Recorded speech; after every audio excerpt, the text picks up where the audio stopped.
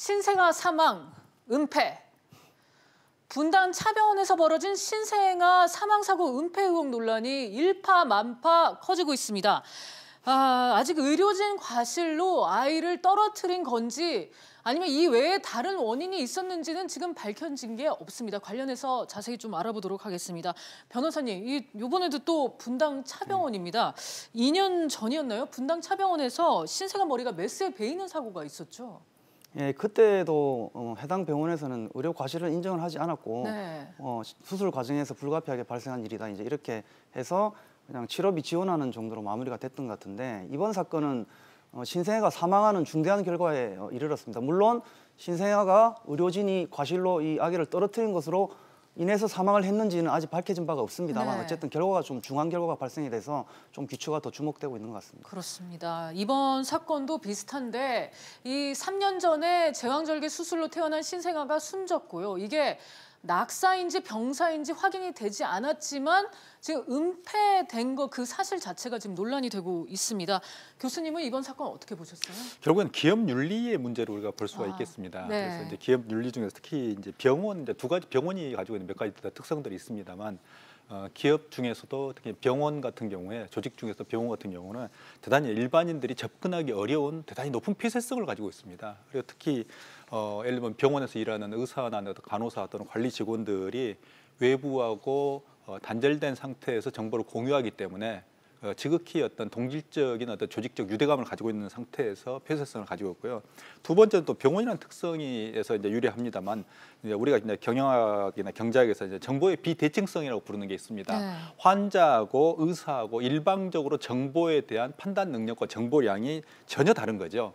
그래서 환자는 이번에도 이제 그런 사건이 똑같은 일이 발생했습니다만 환자는 결국에는 의사가 설명하는 걸 그대로 받아들일 수밖에 없는. 없죠. 예, 그래서 받아들이고 그렇다고 하면 예를 들면 이게 이제 병사라고 하면 아 그렇습니까? 이렇게 해야지 거기다 대고 전문적 지식이 없는 상태에서 이게 왜 병사인가요? 이러고 네. 따질 수 없는 이걸 이제 정보의 비대칭성이라고 부르는데 이게 드러났던 이게 원인이 됐던 전형적인 하나의 사건이었습니다. 네.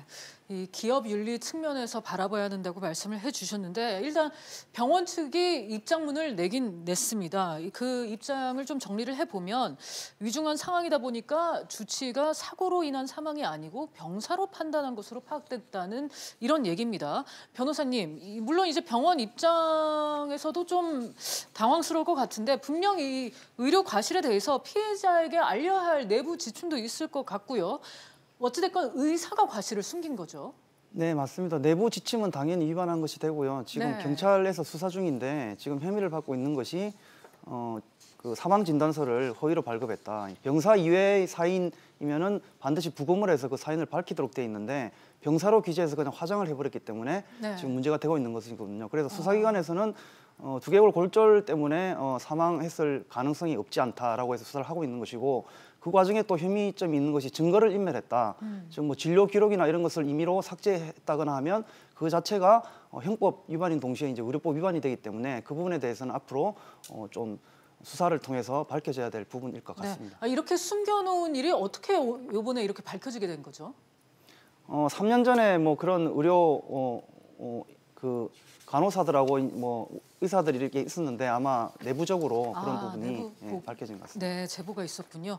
자, 교수님, 뭐 아까도 말씀하셨지만 이 신뢰가 또 가장 중요한 게 병원일 것 같은데 이번 사건으로 환자들이 이 차병원에 대한 신뢰도에도 타격이 많이 생길 것 같아요. 네, 이건 굉장한 타격이 있을 걸로 네. 예상합니다. 왜냐하면 결국에는 이번 같은 경우에 환자가 의사의 어떤 판단, 즉 어떤 병사했다는 그 판단을 믿고 화장을 해버렸는데 알고 보니까 다른 이유가 있을 수 있다라고 결국 밝혀졌기 때문에 네. 그 환자가 가지는 그런 어떤 충격이 이제 대단히 클 뿐만 아니고 이제 다른 환자, 예를 들면 차병원에서 그 동안에 예를 들면 사망 진단을 받았던 이제 많은 환자의 가족들이나 아니면 이제 지금 현재 입원해 있는 환자들 또는 미래에 차병원에 대해 신뢰감을 가지고 있는 잠재적인 소비자들 같은 경우도 차병원에 대한 신뢰가 대단히 큰 타격을 입었던 그런 사건이라고 볼 수 있습니다. 네, 오늘은 박경훈 변호사 그리고 위정현 교수와 함께 오늘 이슈 3가지 짚어봤습니다. 오늘 말씀 여기까지 듣겠습니다. 감사합니다. 감사합니다.